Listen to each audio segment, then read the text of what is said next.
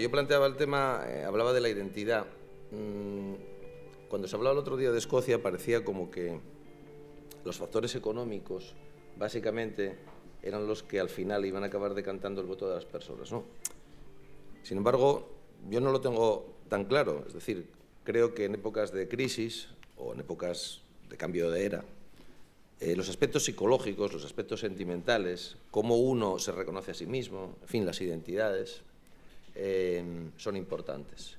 Entonces nosotros, yo creo que con bastante consenso con otros grupos políticos, hicimos parte de la campaña basándonos, y además, bueno, yo esto, pues efectivamente así lo comparto, en que a los europeos nos unen intereses económicos, pero también nos une una tradición cultural que se remonta a Grecia, Roma y al cristianismo, y que compartimos muchas cosas.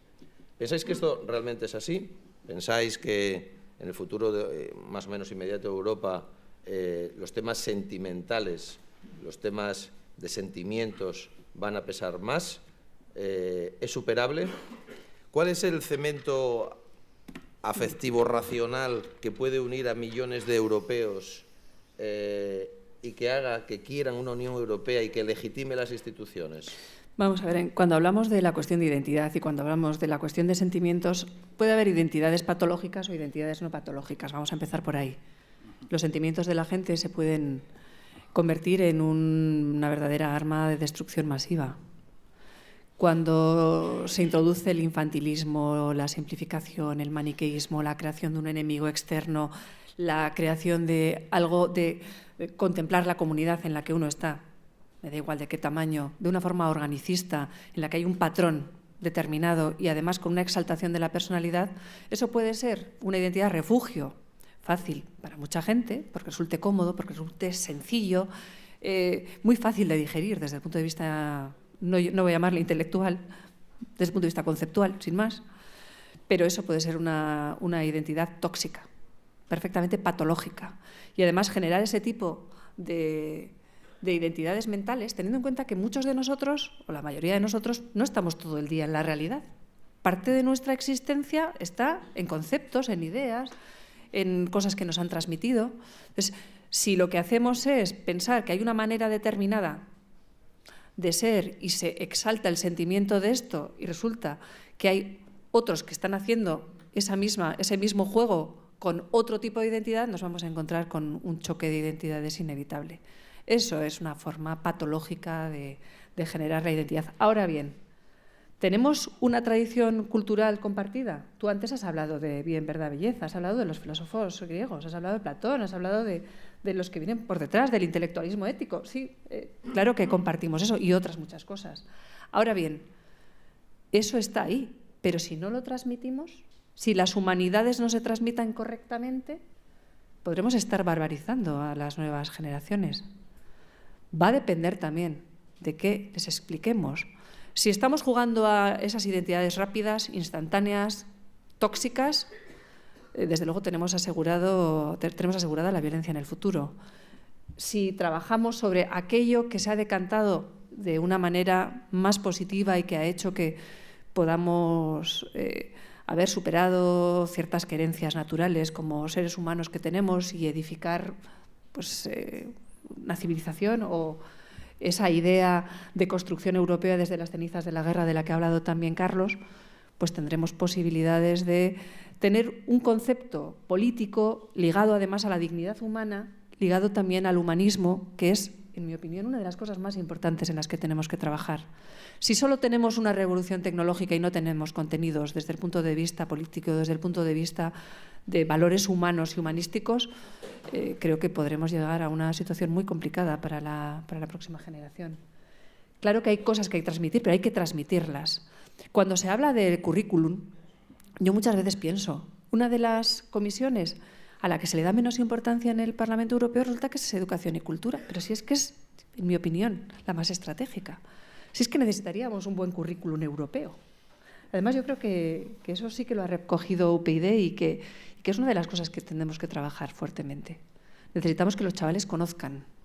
No simplemente que se les agiten las emociones para sacarles a hacer, no sé, marchas o desobediencias o lo que sea, sino realmente pensar sobre lo que nos han legado los los que han venido antes de nosotros, sobre los errores, sobre los que se han cimentado algunas de las mejores cosas que tenemos y aprender de todo ello para ir un poquito más allá, para no tener que empezar de nuevo desde la violencia y reinventando desde las cenizas una vez más. O sea, sabemos dónde están esos peligros de la identidad.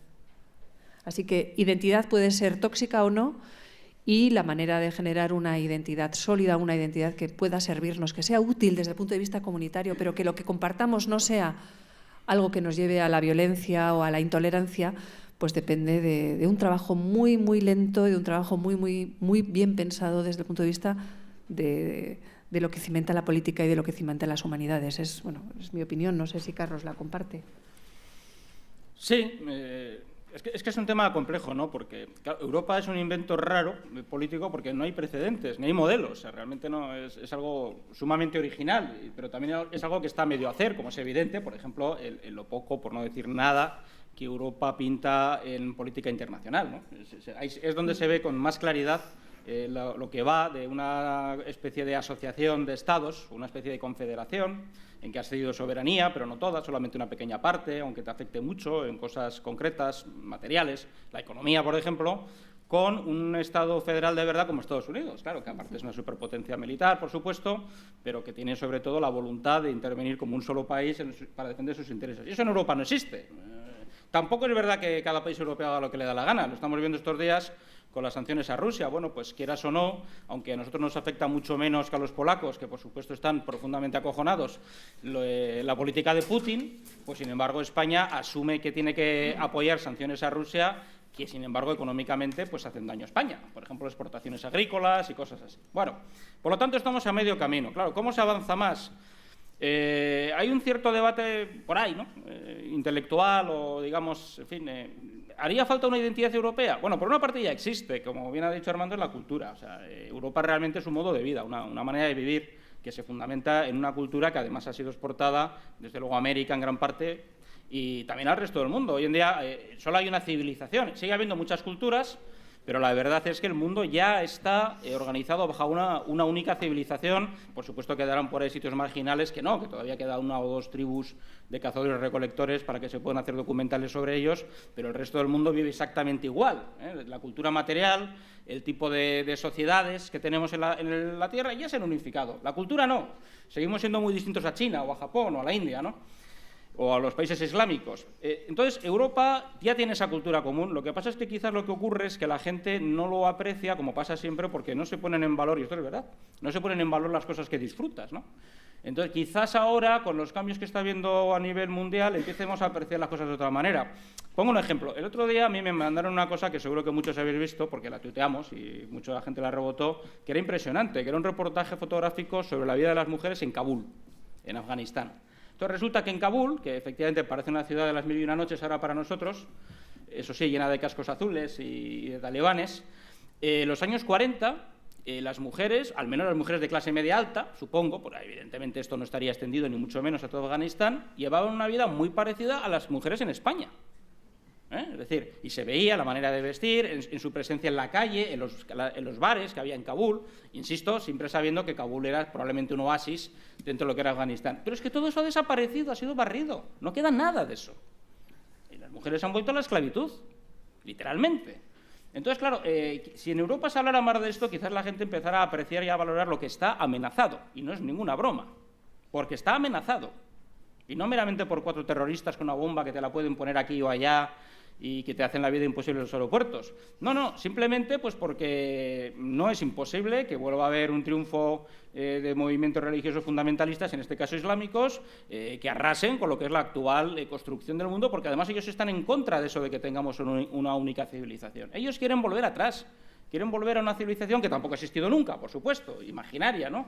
Islámica, etcétera. Y esta gente ha demostrado una enorme inteligencia política, no nos engañemos. No son 4 pastores de cabras con el Corán. Son gente que, por ejemplo, utiliza maravillosamente, como estos días muchos han analizado, las redes sociales, YouTube, Internet, que consiguen convertir en espectáculos para aterrorizar a todo el mundo, las decapitaciones que graban deliberadamente. Fijaros qué diferencia, y parece que me estoy alejando un poco del tema, pero enseguida vuelvo.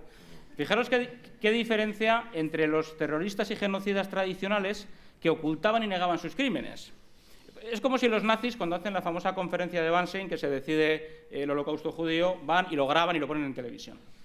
Claro, esto es inimaginable porque lo que querían era hacerlo, pero sin que se enterara nadie y que nadie les pudiera culpar si salía mal, como ocurrió. No el holocausto, por desgracia, ocurrió, sino que fueron derrotados en la guerra. Estos tipos actúan al revés. Es decir, utilizan las tecnologías y las redes que ha creado la civilización para amenazar a todo el mundo y aterrorizar.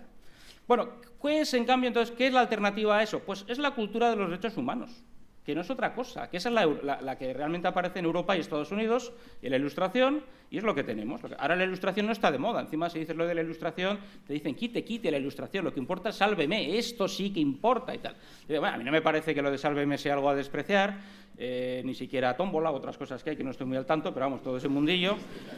Pero creo que no está mal el ir a esos lugares, que creo que es el consenso al que llegamos ayer, hay que ir a todas partes y buenos mensajes, ir ahí y decir, bueno, perdone que esté aquí, si no importa le voy a explicar lo que decía Voltaire, con perdón, espero que no me pegue usted, porque me parece que le interesa a todo el mundo, ¿no? Bien, volviendo, entonces, la identidad europea, por lo tanto, ya existe. Lo que ocurre es que convertir o tratar de crear una identidad europea en el sentido nacional tradicional me parece un imposible, porque justamente lo de Europa es sumar identidades nacionales o cosas así, y algunos muy en contra de la identidad de su país respectivo, como sería el caso de España o otros países. Y claro, habría que hacer una nueva identidad de tipo inclusivo, pero eso no se puede diseñar, eso no sale de la mesa de un ingeniero, eso sale de los propios procesos políticos de integración, ¿no? También es verdad que sabemos que, por desgracia, los procesos políticos verdaderamente creativos solo salen de enormes crisis. Es decir, no aparecen. En épocas de prosperidad y de paz a nadie le importan estas cosas porque todo el mundo vive muy bien y para qué vas a perder el tiempo en asuntos absurdos. Solo 4 teóricos se dedican a pensar en ellas. Es ahora cuando le toca pensar a la gente corriente que puede ver, y yo creo que además, aunque esto pueda parecer un poco peligroso políticamente, creo que hay que decírselo a la gente. Oiga, su sistema de vida está amenazado. O sea, usted, que es mujer, es posible que si estos señores imponen, pues vuelva a estar encerrada en casa y tapada con una manta. O sea, piense lo que está ocurriendo. Esto no es ninguna broma. Y un país pequeño, un país de 6 millones de habitantes, de 7, es absolutamente imposible que pueda defenderse de esto. O sea, es que no hay manera, no puede hacer nada. Si no puede Estados Unidos, que ha pasado de ser superpotencia hegemónica a la principal potencia, que no es lo mismo, fíjese lo que podría hacer un microestado de estos que los nacionalistas quieren fabricar. Sería la locura absoluta. Lo que está en peligro es nuestra calidad de vida, nuestro sistema de vida y nuestras expectativas personales. Por lo tanto, algo habrá que hacer. Entonces, claro, se trata de hacer una identidad inclusiva, pero que no se base en un modelo de nación-estado, sino en algo distinto. Y luego pasa otra cosa, con eso ya acabo del todo. Estos procesos de formaciones de nuevas identidades, o como se le quieran llamar, o de nuevas comunidades políticas, que creo que es mejor, son muy lentos, pero cuando cambian, cambian bruscamente. Es como los embarazos, ¿no se puede estar semi-embarazado? Sí, no, esto sí, parece que no, aunque creo que el derecho a decidir lo va a revisar también, ¿no? Como la vida de Brian, ya sabéis, ¿por qué no tengo yo derecho a querer estar embarazado? Bueno, pues lo quiero votar, bueno, pues vótelo, etcétera, ¿no? O sea, la verdad que, fijaros, tenemos un problema grave de irracionalidad política, ¿no? Porque el derecho a decidir, nosotros ya lo decíamos en broma, pues ¿por qué no les dejamos votar, pero no votar cosas, sino votar colores? Pues ha ganado el amarillo. Ah, bueno, pues qué bien, pues todos hemos decidido. ¿Y qué consecuencia tiene esto? Pues ninguna, lo de la vida de Brian y el militante que quería quedarse embarazado y no podía porque la naturaleza le había traicionado. Muy bien. Bueno, pero no. Sí, exacto. Pero habrá, por lo tanto, que hacer algo, pequeñas cosas que nos lleven a embarazarnos. Entonces, embarazarse es que de esta crisis salga efectivamente una Unión Europea que no sea lo que hay ahora. Y la identidad no nos debería preocupar, porque ya aparecerá o no. Pero realmente es inventar algo completamente nuevo, y creo que eso en sí mismo ya es tremendamente atractivo e interesante, ¿no? También es verdad que la mayor parte de la gente los experimentos con gaseosa. Pero si no hay más remedio, y esta es la cuestión, si no hay más remedio tienes que tomar una decisión. Bueno, llevando el agua a mi molino, quiero concluir que a lo mejor un factor de identidad sería la democracia, la filosofía, a lo mejor nos da más horas en el currículum, los valores que la sustentan, esa sería de mínimos, y luego ya pues de máximos cada uno que viva un poco como quisiera, ¿no? Y que además la educación tendría un factor muy importante porque nadie nace demócrata. Yo, antes de dar la voz al pueblo, aplicando estos principios democráticos, me gustaría, Maite, que a ti que te gusta mucho la literatura, nos contarás ¿cómo soñarías tú Europa dentro de 20 años? Que además vas a tener un papel muy protagonista. He puesto, echas a volar la imaginación. ¿Cómo te gustaría Europa dentro de 20 años? ¿Qué te gustaría ver? Bueno, pues lo primero me parece que tenemos que conseguir que los liderazgos sean creíbles, que para eso tenemos que pegarle un repaso a las instituciones europeas y quitar todo aquello que la gente está percibiendo como símbolos inútiles, como símbolos del despilfarro. Yo creo que no podemos seguir con la itinerancia de las sedes, por ejemplo. Yo empecé este lunes en Bruselas, en el hangar de la Gare de Midi de Bruselas, buscando el tren que iba a Estrasburgo. Y aquello parecía... ¿Habéis visto Harry Potter? Sí. Bueno, era como el tren de Hogwarts. Cientos de técnicos, algunos parlamentarios, algún periodista perdido por allí, en un caos porque estaban mal puestos los vagones. Y entonces, un montón de gente con maletas para un lado, un montón de gente con maletas para el otro, y viajando un montón de horas, no se sabía para qué. Para redoblar esfuerzos, para tener 2 despachos, para tener 2 ordenadores, 2 teléfonos, no sé qué. O sea, una cosa absurda en tiempos en que la gente está viendo que tiene precarización laboral y que hay una circunstancia que no puede comprender. Entonces, lo primero, una revisión de aquellas cosas que no hacen falta y aquellas cosas que hay que reforzar. Eso por una parte. Necesitamos, por tanto, ser capaces de mover esas inercias en las instituciones europeas para que sean más eficaces en aquello que nos importa, que es lo que hemos comentado. La gente está preocupada por tener posibilidad de tener una calidad de vida y una igualdad de oportunidades para sus hijos, para ellos mismos, por una parte, y que la cultura de los derechos humanos, esa cultura que compartimos como europeos, no se degrade, que no entren esas amenazas de formas de vida elitistas o de formas de vida que desprecien pues, libertades individuales fundamentales o derechos que los seres humanos hemos adquirido difícilmente y trabajosamente pues, en el trabajo que han venido haciendo los que nos han precedido. Y realmente conseguir que eso que se habla en ese europeísmo, que a veces es retórico, eso que se habla de exportar el modelo europeo, se convierta en algo cierto. Pero para eso, además de tener influencia desde el punto de vista ideológico, desde el punto de vista político, tenemos que ser capaces de superar una crisis económica muy, muy severa. Así que la cosa no pinta fácil, porque nos tenemos que enfrentar a cuestiones que van a enfrentar algunos de los Estados-nación actuales que conforman la Unión Europea. Cuando hay momentos de dificultad, si bien los momentos de dificultad nos hacen pensar y nos pueden hacer conectar con una parte importante de los ciudadanos, si somos inteligentes, si no les abocamos al miedo de refugiarse en lo de siempre o a ir a soluciones mágicas que son un puro caos, si somos capaces de hacer pensar a la gente, sí podemos llegar a influir en las estructuras políticas de distintos países que en este momento van a jugar cada uno a su interés particular, no van a estar precisamente en la jugada de intereses europeos, de intereses ciudadanos generales, de igualdad de oportunidades en una clave de Unión Europea. No, tenemos que intentar conseguir esto, no va a ser nada fácil. No sé cómo lo ve Carlos. ¿Y el político, filósofo y esteta? Bueno, veis que Armando tiene la espina gremial clavada de que aquí casi nunca invitan a filósofos y cuando nos inviten es porque se cae un politólogo, o sea, ¿no? como es el caso de hoy.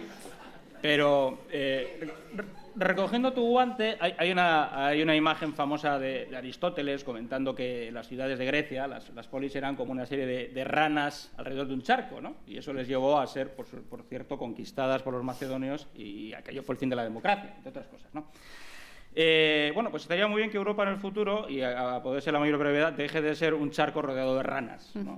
Creo que esto es lo importante para poder preocuparnos de lo realmente esencial y no de cuál es la rana más gorda, la que más croa o la más desagradable. Esto me parece que es lo realmente importante como imagen. Muy bien. Bueno, pues dando el salto a la rana, vamos a pasar a dar la palabra a la Asamblea y se abre el turno de intervenciones y podéis comentar, preguntar, por supuesto, a Carlos y a Maite todo lo que consideréis oportuno. Que antes de que empiece el coloquio os quiero hacer 4 avisos. El primero es que después de la clausura de Rosa, que está puesta para la 1 de la tarde, vamos a hacernos la foto de familia que hacemos todos los años delante de la iglesia, aquí en el patio. Entonces, bueno, cuando acabe la clausura, pues os agradecería que salieseis de una forma fluida para que la gente que se tenga que ir no vaya justa de tiempo. Recordaros que la comida está incluida, que el bus sale a las 3:30 para bajar a Gijón y que la foto de familia y todas las ponencias y demás material que se utilice pues estarán subidas en la web piensaunpaís.es a lo largo del día y mañana, ¿vale? Eso es todo. Gracias.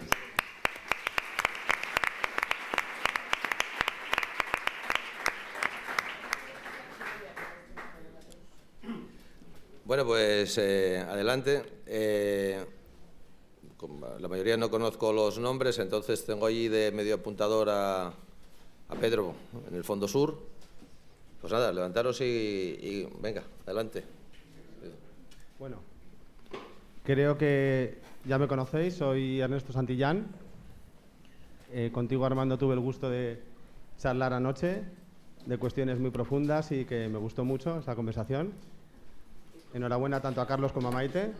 Es la primera vez que comparto personalmente presencia física con vosotros.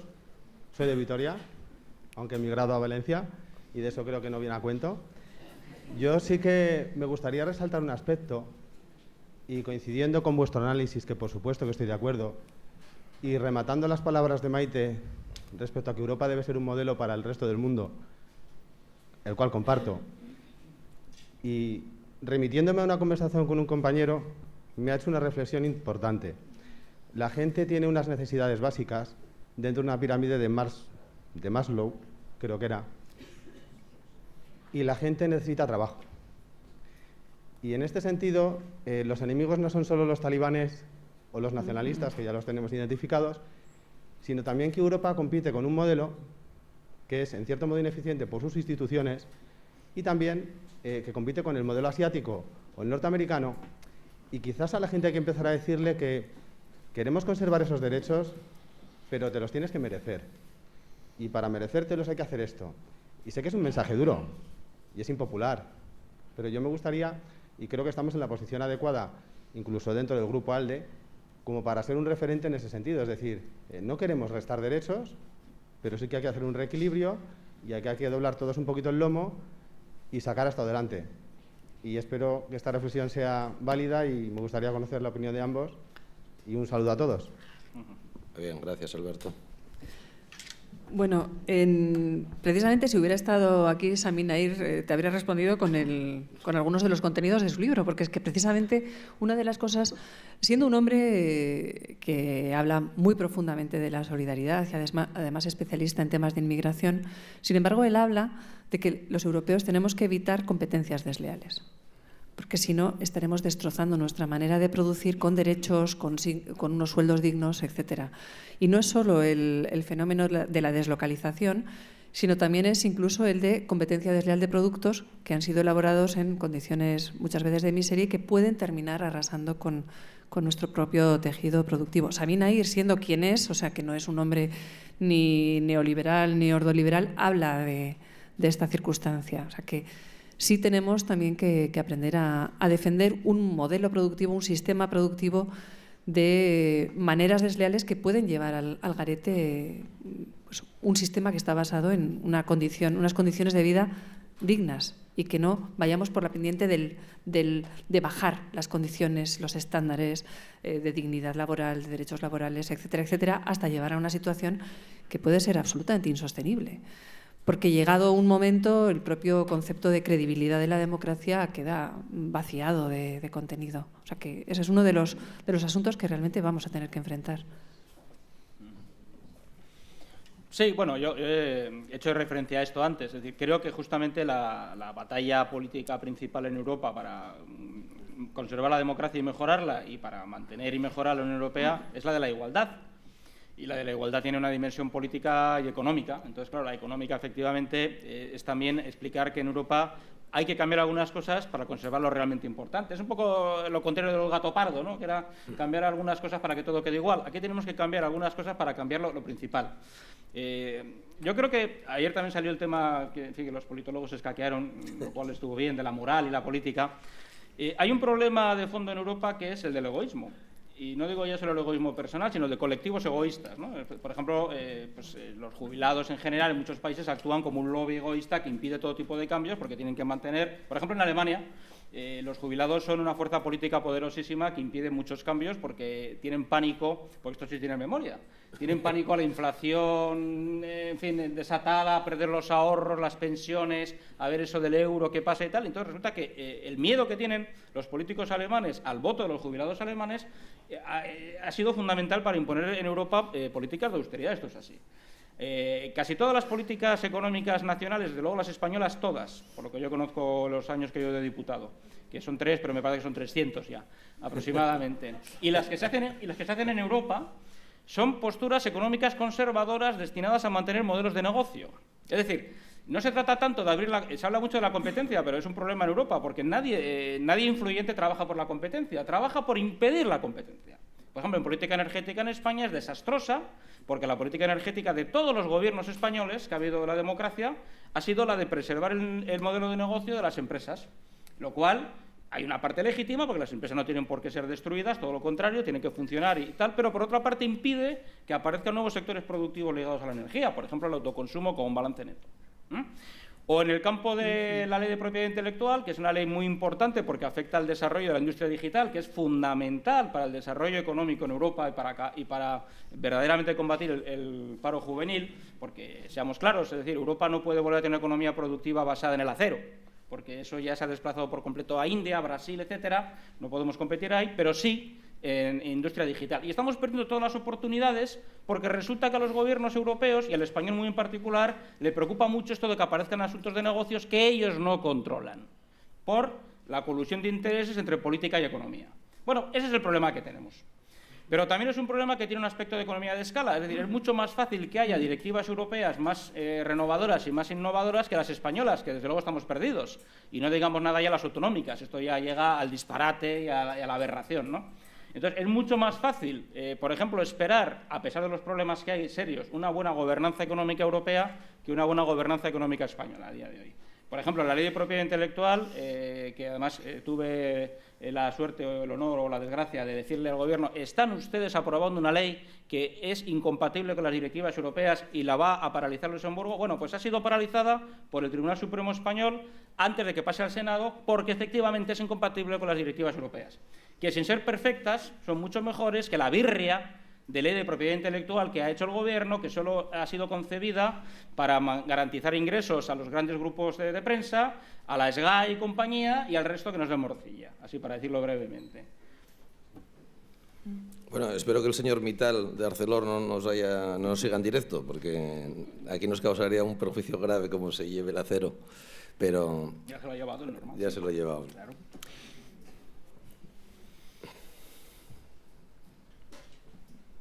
Buenas. Lo primero, felicitarles por la intervención, pero lo segundo, yo creo que además me voy a referir justo a la pregunta contraria a la que ha hecho el anterior compañero, y es la de la Europa social. Europa nace casi a la estela, a rebufo o en paralelo de otra institución europea, de otra institución en el territorio europeo, que es el Consejo de Europa. Y además se van desarrollando en paralelo.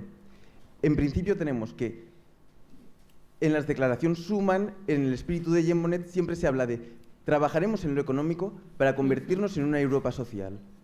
Luego, incluso, el Consejo de Europa desarrolla la Carta Social Europea y la Unión Europea desarrolla la Carta de Derechos Fundamentales de la Unión Europea, en cuyo prólogo pone toda esta carta se desarrollará y se interpretará a razón de lo que diga la Carta Social Europea. Pero nos encontramos que en un periodo de los últimos 15 años aproximadamente se ha perdido ese espíritu de Europa social. Y a partir de eso nos encontramos con cuestiones como la Lex Laval y el problema que ha generado, que al final ha sido venderle a los ciudadanos europeos que si no interviene el Consejo de Europa, resulta que se puede generar un dumping social indiscriminado y amparado por la Unión Europea.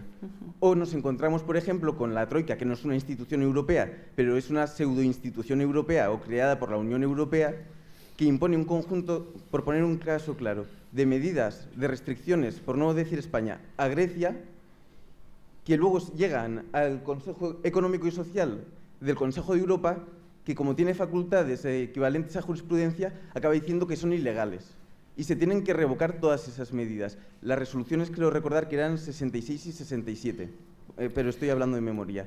Sí. Y a partir de ahí se vende en Grecia lo siguiente, que es que lo que os imponía Europa ha sido el Consejo de Europa el que ha tenido que frenarlo. Y hay actitudes del día a día para los ciudadanos europeos que es el Consejo de Europa el que tiene que pararlas, como pueden ser a lo mejor, y como afectan a todos los ciudadanos, el encontrarse con que no puede haber periodos de prueba en los contratos de un año, que era algo que venía amparando la Unión Europea y ha sido el Consejo de Europa el que ha tenido que frenarlo. ¿Hasta qué punto, para crear esa identidad en los ciudadanos europeos, no deberíamos, como estrategia a corto plazo, crear una identidad social o una estrategia social que permita en el día a día a cada uno de los ciudadanos europeos comprender que cuando me voy a trabajar me veo protegido, o cuando estoy en mis relaciones sociales básicas me veo protegido por la Unión Europea también? Y a partir de ahí, eso es algo que me permite desarrollarme luego culturalmente como ciudadano de Europa. Muy bien, muchas gracias. Bien, pues efectivamente el método Schuman, el método Monnet, porque así se le suele llamar, es la idea primero del generar ese mercado común, luego una especie de segunda fase, la idea de la supranacionalidad, y avanzar en esa solidaridad general. De hecho, en esa construcción de la Europa social, pues en este momento está en crisis.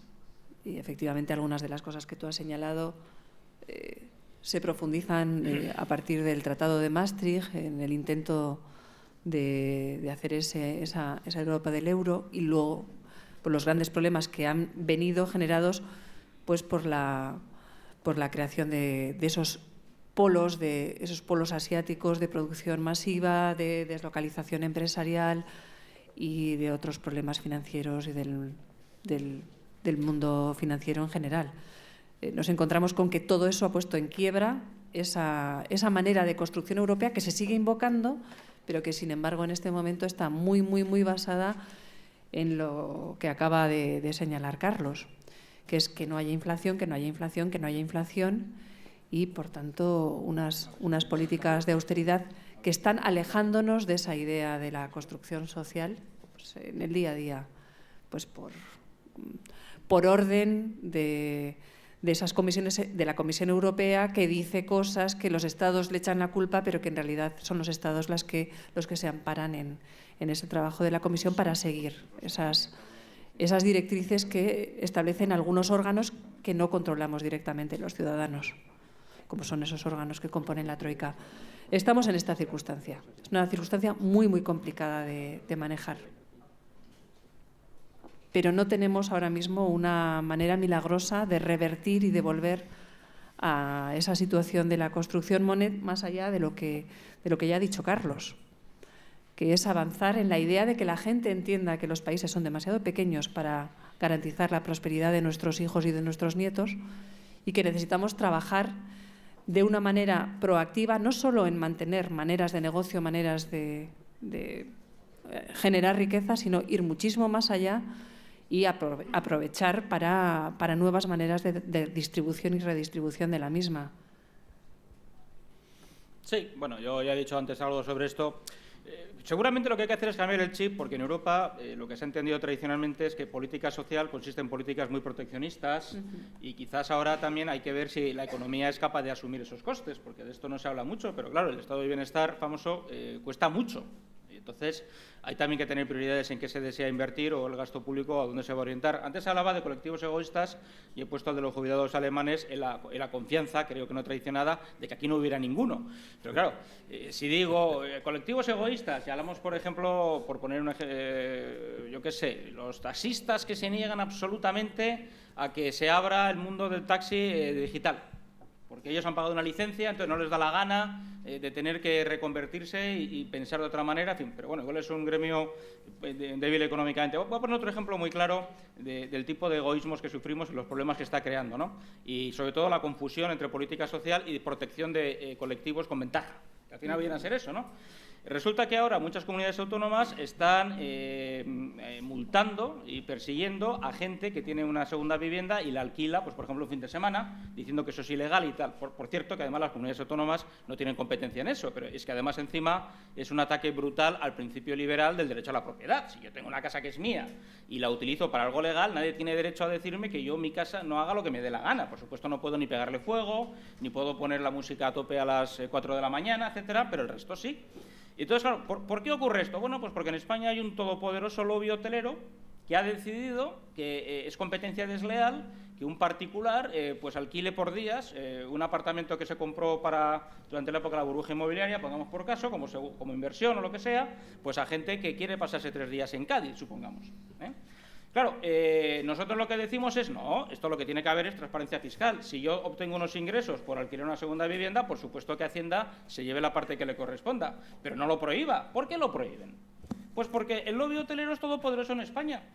Y entonces resulta que una política que sería muy sensata económicamente, primero para desarrollar todo el mundo digital que iría en torno a ese mercado, para que gente que ha hecho una inversión que en muchos casos no puede ni pagar y que está amenazada de desahucio, porque por cierto tampoco se habla de esto en España, muchos de los desahucios son de segundas viviendas, etcétera, pues se pare, y por lo tanto para combatir los efectos de la burbuja inmobiliaria. Y luego porque además introduciría dinero en el sistema, es decir, en la economía, pues resulta que porque hay unos señores que tienen hoteles y no les da la real gana de competir, pues no se puede hacer. Este es el problema que tenemos. Y eso no es política social, eso es política ventajista de aquellos colectivos que pueden hacer presión. Otro ejemplo, en España uno de los mayores disparates, y esto lo vamos a pagar muy caro, que se ha cometido, comenzó el PSOE y ha seguido el PP, es cargarse la I+D.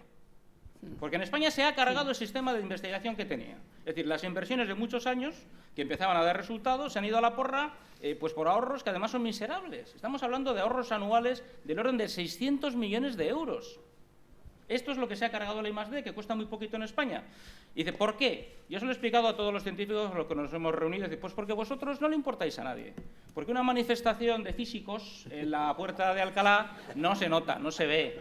Porque no se invitan a Sálvame otros perjudicados. Claro, en la medida en que la I+D en España, la ciencia es importantísima estratégicamente, pero como no tiene ninguna importancia al corto plazo, esto que también Ramón planteaba el otro día, son los sacrificados. En cambio, no se puede tocar las televisiones autonómicas, porque te montan un pollo, en fin, encima tienen la televisión, o sea, que más facilidades no puedes tener. Claro, este es el problema que tenemos. Y eso no es política social, hay que cambiar de chip. Política social tiene que ser igualdad de oportunidades. E igualdad de oportunidades significa dejar de proteger a sectores superprotegidos. Claro, eso en Europa cuesta entenderlo, porque toda la Constitución europea, antes citabas Monet y compañía, viene de una tradición que inventaron los alemanes en la época del Kaiser, que son los que inventan la seguridad social. En España la gente se cree que la seguridad social la inventó la UGT. Pues no, la seguridad social la inventó el Kaiser, Bismarck. En Alemania, en fin, la época guillermina, y eso luego se exportó al resto de Europa porque era una política derechista para prevenir el ascenso de la izquierda. Y oye, bienvenida sea. ¿Por qué no? Es decir, pero en realidad no son políticas de izquierdas, eran políticas de derechas para prevenir la tensión social y distribuir un poco cierta igualdad. Bueno, pues ahora estamos igual, pero eso ya no nos vale, no estamos en la época ni del Kaiser ni de Bismarck. Entonces hay que pensar en desproteger sectores superprotegidos y en España, por ejemplo, la igualdad de oportunidades significa favorecer que la gente joven pueda trabajar en igualdad de condiciones con los que ya estaban trabajando. Y esto no se está haciendo. Esta es la cuestión.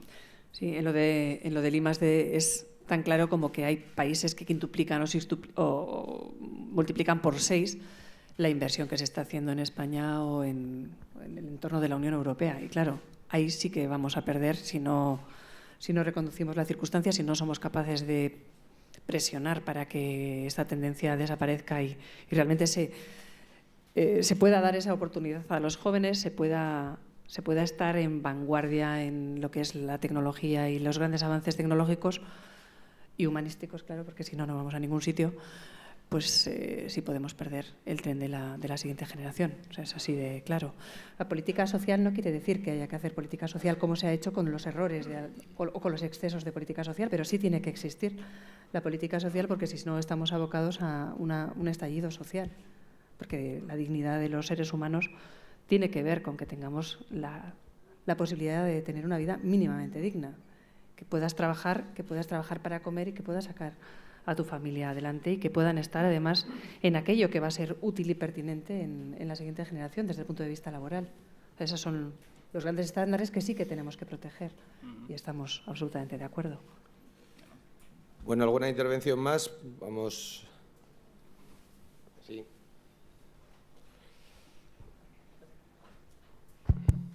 Hola. Sí, sí. Bueno, perdona. Estoy a fondo. Soy Rogelio Menéndez y, bueno, completamente de acuerdo con todo lo que ha comentado Carlos al respecto de la defensa de la competencia y de la I+D+I. Pero quería hacer una precisión sobre lo que comentó antes al respecto de que la Unión Europea se mete o no se mete, le dice o no le dice a los gobiernos nacionales qué es lo que tienen que hacer. Y desgraciadamente la Unión Europea, o más concretamente la Comisión Europea, sí les está diciendo a los gobiernos de los países rescatados qué es lo que tienen que hacer en materia de política interior. Y otra cosa es que debiera o que no debiera de ser así. Pero concretamente la Comisión Europea, pues hace un par de meses le ha transmitido, creo que les llaman recomendaciones de obligado cumplimiento, algo así. Bueno, pues lo que les está diciendo es que tienen que subir el IVA, que tienen que subir los impuestos indirectos, y no sé si han llegado a comentar pues que el IVA que tienen que subir es el de los productos básicos, parafraseando a María Antonieta, porque bueno, todos sabemos que como los pobres no acostumbran a comer pasteles, pues si le subes el IVA del pan y de la leche y de los huevos, pues lo van a seguir pagando igual. Desde un punto de vista técnico es irrefutable, pero otra cosa es que sea conveniente. Hasta ahora nunca he escuchado a la Comisión Europea hacer ningún tipo de recomendación al respecto de reestructuración de la administración pública, reducción de gasto superfluo, y creo que sería una magnífica oportunidad la próxima vez que aparezcan los hombres de negro por España para que alguien del partido les recordase que existen otro tipo de alternativas para la necesaria reducción del déficit. Gracias. Pues mira, creo que lo que has dicho es en parte cierto, pero en parte es incierto. O sea, hay que matizar. Es verdad que la Unión Europea, la Comisión, ha hecho recomendaciones que llaman, paradójicamente, porque es una contradicción en los términos, recomendaciones de obligado cumplimiento. Oiga, si es de obligada no es una recomendación, es una orden. Pero también es cierto que, claro que recomendó subir el IVA y bajar el IRPF. Lo que pasa es que aquí solo te cuentan una parte. Es decir, lo que recomendaron a España era que hiciera una reforma fiscal en que hubiera más carga impositiva por consumo y menos por rentas del trabajo. En España el principal problema fiscal, en fin, ya lo explicó brillantemente Álvaro y los demás economistas, es que casi todos los impuestos realmente los paga la gente que trabaja y tiene una nómina, las rentas del trabajo. Entonces, claro, eso es bastante irregular en Europa. La estructura fiscal en la mayor parte de los países es diferente. Tienen IVAs más altos, pero también porque la gente paga menos impuestos sobre su trabajo. Así que, por lo tanto, no se le puede acusar a la Unión Europea de algo que me parece bastante lógico. Es, oiga, ¿por qué no hacen ustedes como los países que tienen una fiscalidad eficaz, recaudan más, y así de esa manera tendrán más ingresos, pero además la gente pagará menos impuestos? Que es la recomendación, no es otra cosa. Y lo de los hombres de negro es una leyenda. El problema son los hombres de gris, que se sientan en el Congreso y en los parlamentos autonómicos. Eso sí que son un problema. Pero claro, echar la culpa...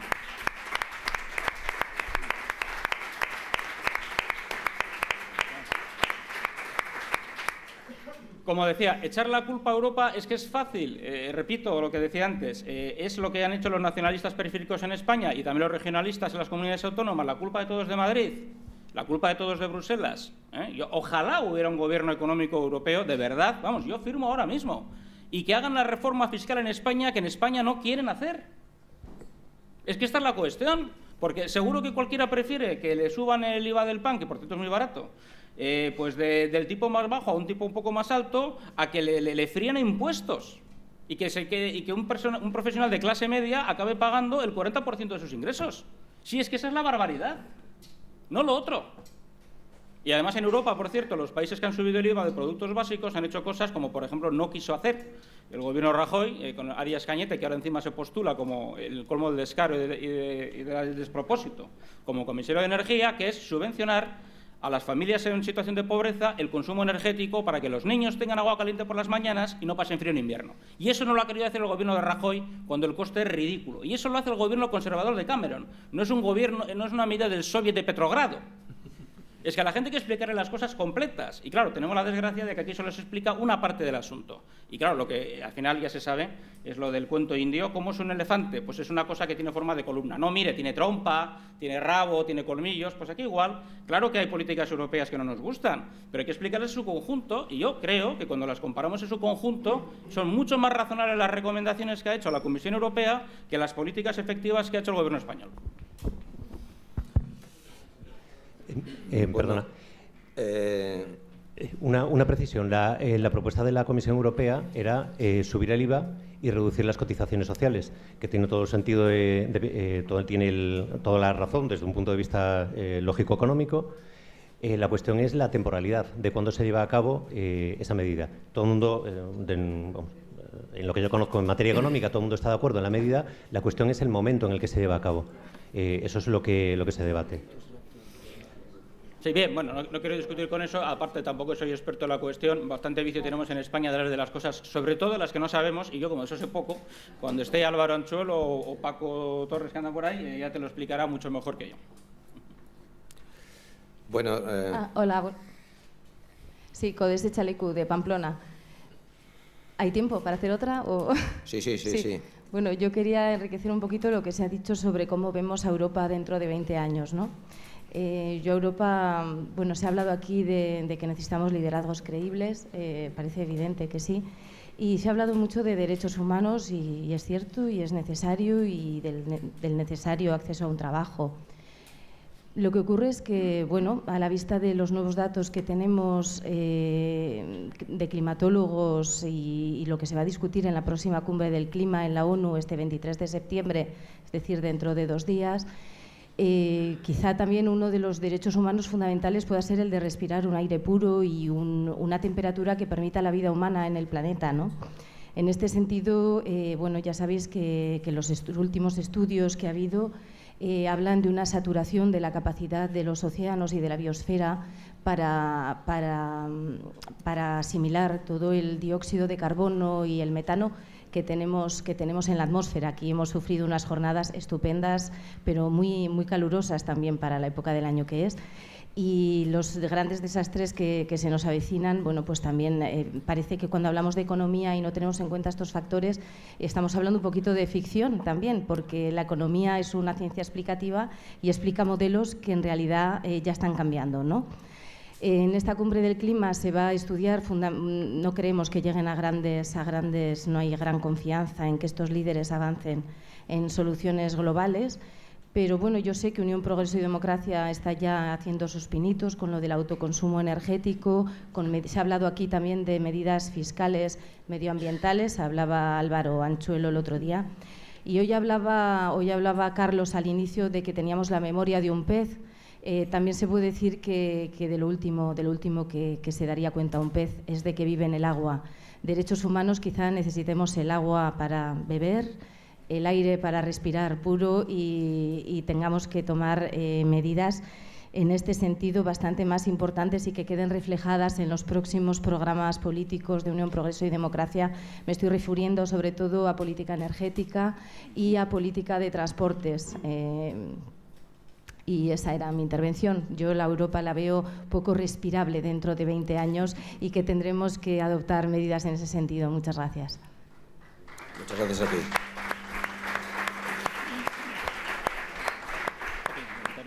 Sí, bueno, sí quería hacer un pequeño comentario porque como me ocupo misteriosamente de los temas de energía en el Congreso, cosa de la que no tengo ni idea, pero bueno, como los demás tampoco, pues no es algo de lo que me sienta culpable. Entonces, efectivamente, yo creo que sí, que hay que ser mucho más proactivos en materia de política energética, porque es la que tiene más consecuencias, no solo medioambientales, también económicas, por cierto. Tener en cuenta que los costes de la energía son el segundo capítulo de gasto de una industria, por ejemplo. Entonces, es una cosa de extrema importancia. Aquí en Asturias, en particular, habría que darle también mucha importancia a este tipo de cosas, ¿no? Y medioambientalmente por lo mismo, porque al fin y al cabo, mientras la energía la obtengas de quemar fuentes fósiles, bueno, pues ya sabemos todo lo que ocurre. Lo que hace que es verdad que son temas de una enorme complejidad técnica, sobre todo cuando intentas enterarte, ponerte al día, informarte de qué es lo que ocurre ahí. Y nosotros quizás hasta ahora hemos sido demasiado reactivos a los cuentos chinos que venden algunos sectores interesados, que ofrecen modelos energéticos que son sencillamente imposibles, pero que a ellos les viene muy bien, porque son parte interesada, ¿no? Pues fabricantes de placas solares y cosas así, que sin duda a mí me parece estupenda la energía fotovoltaica, pero claro, hay que contarlo todo. Por ejemplo, que para fabricar placas fotovoltaicas se utilizan unos gases de efecto invernadero que tienen 60, 600 y hasta 600 veces más efecto invernadero que el CO2 y que también se utiliza para hacer las pantallas LED, etcétera, y que cuando ese gas se libera por rotura, accidente durante la fabricación, estás liberando a la atmósfera gases muy peligrosos. Lo cual no significa que no tenga que haber todas las placas fotovoltaicas que queramos o que podamos tener, pero no creer que eso es la panacea, porque no hay panaceas, todo tiene un costo. Bueno, dicho esto, es verdad que creo que tenemos que ser más proactivos y mejorar mejor cómo explicamos, cómo entendemos la política energética, pero vamos, yo te lo puedo decir con toda modestia, yo me he enterado de lo importante que era esta cuestión cuando me he tenido que dedicar a ella. Y los daños inmensos que causa no solo al medio ambiente, sino a la economía y, por lo tanto, a la calidad de vida de la gente, la desastrosa política energética que se hace en España, ¿no? Pero no me parece, por ejemplo, que sea razonable oponerse por sistema a que se hagan prospecciones petrolíferas si hay posibilidad de que exista petróleo, porque necesitamos petróleo, porque es posible y compatible tener un medio ambiente de calidad y extraer petróleo con seguridad, como se ha demostrado en Escocia y en Noruega, por poner dos ejemplos cercanos. Y entonces nosotros como partido a veces somos muy incómodos porque, por ejemplo, en Canarias somos el único partido que ha dicho, bueno, si hay garantías de que el petróleo, si existe, primero, si existe, y el gas se puede extraer con garantías de seguridad, pues ¿por qué no? Adelante. Canarias tiene 33% de paro, que se dice pronto la broma, y un monopolio de la economía por el turismo que no es sostenible, ¿no? Bueno, pues entonces eres el malo, el monstruo, el que dice cosas espantosas, el partido del petróleo. Ojalá fuéramos el partido del petróleo, ya nos gustaría a nosotros. ¿No? Pero vamos, para finalizar, estoy totalmente de acuerdo contigo, Codes, en que tenemos que mejorar y afinar más y ser más exigentes en materia de programas medioambientales, pero también en que seguramente siempre vamos a estar en posiciones incómodas. Sí, yo por añadir algo, cuando hablamos de cómo nos imaginamos dentro de 20 años, yo lo que os tengo que decir es que no vamos a terminar casi ninguna de las peleas que tenemos iniciadas. Y si superamos algunas, estaremos en otras. O sea, lo que hay que pensar es que hay que ir con mucha alegría a la pelea política, porque si conseguimos establecer algunos elementos de racionalidad en la política española, en la política regional, en la política local, en la política europea, tendremos nuevos problemas que tendremos que debatir. Tal vez si podemos terminar con algunas de las amenazas más grandes sobre la fragmentación territorial o sobre las amenazas del populismo, o incluso si conseguimos mover a los grandes dinosaurios de la política española o europea, podremos enfrentarnos mejor a las cuestiones medioambientales, a grandes cuestiones de cómo consumimos, qué despilfarro realizamos desde el punto de vista energético, más allá que desde un punto de vista pequeño, desde un punto de vista concreto. Sí que cuando trabajamos en contra del despilfarro en las instituciones europeas, estamos trabajando también en contra del enorme despilfarro de energía que esto significa. Pero eso es una cuestión, digamos, coyuntural. Según las cosas que podamos resolver, estaremos en otras peleas. Pero, de verdad, no vamos a estar con los brazos cruzados. O sea, que prepararos y tomar bien de colacao, porque vamos a tener mucha tarea para realizar. Bueno, con puntualidad kantiana vamos a terminar a la 1:45. Entonces, nos quedan pocos minutos. Si os pediría brevedad, si queréis que intervenga más gente. Voy a ser muy rápida. Bueno, yo además voy a salir de la zona de confort, siguiendo las palabras de Maide. Soy una recién llegada a UPyD. ¿Qué pasa con Ciudadanos? He estado 2 días y medio y es que nadie se ha atrevido a mencionar esa palabra. Maite, te lo pregunto a ti en primera instancia porque, bueno, eres la segunda de UPyD en el Parlamento Europeo, estás con Sosa Wagner, también con Javier Nart, supongo que habrás hablado con él, supongo que habéis tenido muchos momentos de ver cuestiones en comunes. A Carlos también se lo pregunto, aunque sé que ha estado con el tema de Twitter. No quiero mencionar el tema de la polémica, es toro pasado, pero digamos, me da pena que Rosa se haya ido porque sé que va a hablar después y era un poco por lanzarle también el guante a ella. ¿Cuáles son los principales escollos? Yo he coqueteado también con Ciudadanos antes de dar el paso a UPyD. ¿Cuáles son los principales escollos por los que no podemos unirnos? Tú dices que la batalla va a ser dura, hay que ser valientes y que vamos a necesitar eso y que la unión hace la fuerza, es uno de nuestros lemas. A mí, por favor, si podéis, decirme cuáles son los principales escollos para no ir con Ciudadanos. Bien, bueno, yo primero tengo que hacerte una reflexión general. Del mismo modo que cuando hablamos del mundo de las ONGs, por ejemplo, de la ayuda al desarrollo, y vemos que hay médicos que están trabajando en distintos lugares del mundo de una manera notable y muchas veces en condiciones que los convierten en héroes. Y sin embargo no existe una única organización de médicos para asistir en el tercer mundo. Hay Médicos Mundi, hay Médicos Sin Fronteras. Lo mismo en otras organizaciones humanas históricamente tan sólidas, por ejemplo, como las instituciones ligadas a la Iglesia. Y no existe una única orden religiosa. Están los dominicos, como ha dicho antes Carlos, las ursulinas no parece que vayan a unirse en los próximos tiempos con los jesuitas. O sea, las organizaciones humanas tienen reglas escritas y no escritas y hay momentos políticos en los que se pueden encontrar o no. O sea, esto como elemento y como criterio general, porque si no estamos generando un MacGuffin, algo que desde fuera obliga a personas que tienen su ritmo de trabajo, sus maneras de realizar las cosas y que desde presiones exteriores les dicen no, es que ustedes tienen que juntarse con estos porque esto es parte de la solución a todos los problemas. Es una manera un tanto repetitiva de utilizar un mismo, como una segmentación de algo que hace que no se vea nada de lo demás, de lo que hace una organización política o de lo que hace otra organización política. Esto ya para empezar resulta extraño. Yo no sé, no puedo valorar suficientemente las diferencias que existen entre la cultura organizativa de UPyD y de Ciudadanos, porque no conozco Ciudadanos por una parte y porque UPyD estoy conociéndola, me gusta mucho el tipo de encaste que mayoritariamente se encuentra en la organización, y eso la verdad es que me ha animado a pedir la afiliación, pero no conozco lo suficiente como para decir que sea una solución mágica y universal. Y además hay cosas que me extrañan, porque esto significa que se tapen otras cosas que son tan importantes en la cultura de este partido. Yo creo que la dirección del partido ha establecido cuáles son las líneas fundamentales de trabajo en positivo con otras organizaciones políticas, y dentro de esas directrices estará pues, la posibilidad de encaje o no de trabajo en común con otras organizaciones. Y en cuanto a lo que me preguntas en concreto de cómo nos llevamos con los parlamentarios de Ciudadanos, pues nos llevamos de una forma absolutamente cordial, porque hay un principio de cortesía entre todos los colegas, y así se llaman los colegas en el Parlamento Europeo, y además nosotros, que hemos enriquecido unos y otros el debate en ALDE y que hemos conseguido algo muy positivo, que es que los españoles y todas las grandes cuestiones de los españoles sean vistas de otra manera en el grupo parlamentario en el que trabajamos unos y otros, pues nos llevamos pues, con toda normalidad y con toda naturalidad. De hecho, un grupo de la sociedad catalana nos ha pedido a ambos grupos políticos que realicemos un trabajo de proporcionarles medios para que puedan hablar de temas de bilingüismo y de derechos lingüísticos en Cataluña, y lo hemos hecho con toda normalidad. Ahora bien, ¿tenemos que estar obligados a hacer una fusión o hacer una unión temporal de empresas? No, todo depende de aquello que la dirección ha definido y de que sea conveniente y concordante. O sea, que yo creo que no tenemos que enredarnos tampoco en pensar que son soluciones mágicas e inevitables, porque entonces ¿dónde está la soberanía de los grupos políticos para tomar sus propias decisiones? O sea, te lo digo sin ningún fundamentalismo, ¿eh?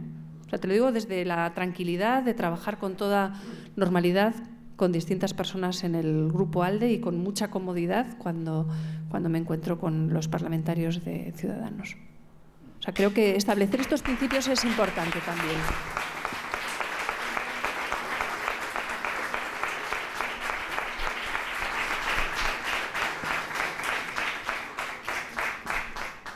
Bueno, pues como también me has pedido mi opinión, Maite ha explicado creo que muy bien lo esencial, y yo desde luego lo que no voy a hacer, podría hacerlo, pero creo que es que no merece la pena, es ponerme a recitar una larguísima lista de diferencias, y algunas creo que muy importantes. Solo haré referencia a una, pero tampoco me parece que sea lo esencial, aunque nos afecta como partido. Como ha dicho Maite, es decir, nosotros nunca nos hemos negado a una colaboración con Ciudadanos. Esto es un infundio. Lo que pasa es que nunca hemos coincidido con ellos hasta ahora en ninguna institución. Es la primera vez que coincidimos. Primero porque nosotros no hemos tenido buenos resultados en Cataluña, como todo el mundo sabe, y luego porque ellos no han tenido ningún resultado fuera de Cataluña. Esta es la situación. Eso es lo primero que hay que decir. O sea, que ya para empezar esa simetría que algunos quieren establecer desde sus homilías políticas y todo esto me parece muy bien, pero es falsa. Es una falacia. Entonces, la colaboración se tiene que plantear entre dos partidos distintos. Nosotros, además, yo lo he dicho varias veces, con poco éxito, porque me lo preguntan. Me hace gracia esto de que no hablamos del tema. Coño, si no hablamos de otra cosa. Es decir, me lo preguntan cada 2 por 3 en el Congreso de los Diputados los periodistas, con los que tengo una relación curiosa, porque siempre que me preguntan algo y la respuesta no les gusta, nunca la publican. Entonces, les digo, bueno, no hay ningún problema. Nosotros estamos abiertos a colaborar y a reunirnos con cualquier partido político y a buscar líneas de colaboración, porque creemos que eso es saludable y que es bueno para la democracia. El otro día lo explicaron muy bien los Politicón. La democracia es llegar a acuerdos, es hacer pactos, es, en fin, negociar cosas, ¿no? Sin renunciar, y esto es muy importante, lo ha dicho Maite, a tu propia autonomía política, porque entonces viviríamos en un régimen de partido único. Entonces, yo me puedo poner de acuerdo en algunas cosas, por ejemplo, sobre lo que está pasando ahora con el referéndum en Cataluña, con el Gobierno y con el Partido Popular, pero tengo por eso que ser el Partido Popular. Yo me puedo poner de acuerdo, el otro día salió en la conversación que tuvo Rosa con Pedro Sánchez en que el PSOE ahora por fin ha descubierto que hay que reformar la Constitución. Entonces, pues podríamos intentar llegar a acuerdos con ellos para hacer propuestas conjuntas, porque es imposible lanzar una reforma constitucional con un partido tan pequeño como el nuestro, ya lo sabemos. Ahora, ya sabemos que nos separa una enorme distancia, porque ellos tienen la idea un tanto extraviada de que hay que cambiar la Constitución para que los nacionalistas se queden contentos, y eso es imposible. Pero es un comienzo de discusión. Nosotros hemos votado propuestas de Esquerra Republicana de Cataluña y de CiU y del PNV. Por ejemplo, con el PNV, que nos tiene un cariño especial por razones puramente históricas, pues las cosas son muy cómicas, porque el otro día, sin ir más lejos, votaron a favor de nuestra moción, votaron todos los partidos, conseguimos dejar aislado al PP, porque también conseguimos cosas aunque nunca salgan en la prensa. En el tema de esta reforma impresentable de la elección de alcaldes a 7 meses de las elecciones municipales. Entonces, el del PNV salió a reñirnos, nos echó una bronca espantosa, y al final dijo, bueno, pero voy a votar que sí. No se entendía por qué. Entonces, quiero decir que nosotros creo que hemos demostrado que estamos dispuestos a llegar a acuerdos con cualquier partido político para cosas que sean verdaderamente constructivas y buenas para la mejora de la democracia, y ahí está incluido Ciudadanos sin ninguna condición, ni excepción, ni regla distinta. Lo que pasa es que otros quieren cosas distintas, y este es el problema. Es decir, quieren crear una especie, digamos, de mala conciencia de que nos negamos por personalismo, etcétera. Lo del personalismo, por ejemplo, es absolutamente cómico. Pues hoy un señor que no es nada personalista y que escribe artículos muy breves en un periódico que le han quitado, ha escrito una cosa larguísima diciendo a Rosa Díez lo que tiene que hacer UPyD, y luego dicen que somos personalistas. Pero bueno, esto, es decir, ¿qué tomadura de pelo es esta? ¿Qué insulto a la inteligencia? Es decir, cuando tomamos una decisión como partido en el congreso que tuvimos en noviembre, donde esto se discutió, Fernando Savater dijo que él creía que había que llegar a algún tipo de relación de colaboración, etcétera, y nadie le echó ninguna bronca, le aplaudimos cortésmente, unos con más adhesión y otros con más distancia, pero esto fue así. Aquí todo el mundo puede decir lo que le dé la gana. El problema es que si no dice lo que quieren que diga el señor que le han quitado el periódico, somos autoritarios. Y claro, eso no puede ser, eso es un ataque a la autonomía política de las organizaciones políticas, porque si fuéramos el mismo partido nos habríamos metido todos en Ciudadanos, que se fundó antes que UPyD, ¿o no? Si fuera igual...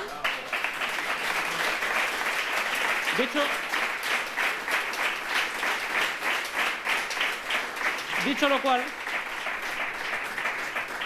Bueno, dicho lo cual, pues claro que vamos a hablar con ellos. Sabéis por qué se ha publicado y no queremos ocultar nada, y no tenemos nada que ocultar, que el martes vamos a hablar con ellos y a ver qué tipo de colaboración quieren ellos. Ellos han solicitado una reunión y vamos a atender todo lo que tengan que decir. Lo que dice Maite, vamos a ofrecerles, además lo puedo decir porque no hay ningún secreto, que nos gustaría tener una colaboración especialmente estrecha en el Parlamento Europeo, etcétera, etcétera. Pero también dicho esto, yo sé cómo está creciendo Ciudadanos en España, y no estoy de acuerdo en disolvernos en una sopa de letras donde hay partidos locales, independientes por Jerez, no sé qué, del puerto de Santa María, la Confederación de Partidos Independientes, donde hay casos de corrupción.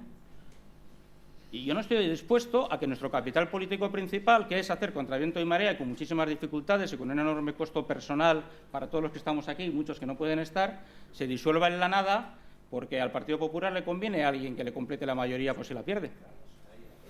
Y dicho eso,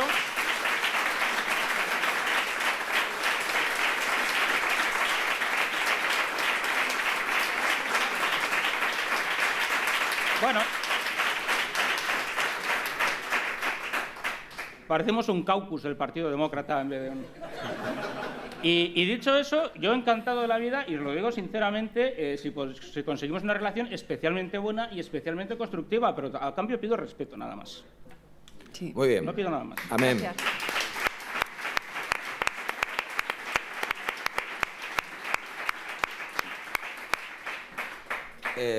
Como Merry Melodies, esto es todo, amigos. No, no es todo, porque después tenemos el final, la clausura, pero en la parte que nos toca, daros las gracias a todos, por supuesto a los dos humanistas que han estado aquí en la mesa contándonos sus opiniones y sus valoraciones, y a descansar, que ahora a la 1 continuamos para cerrar este acto tan importante. Muchas gracias. Gracias.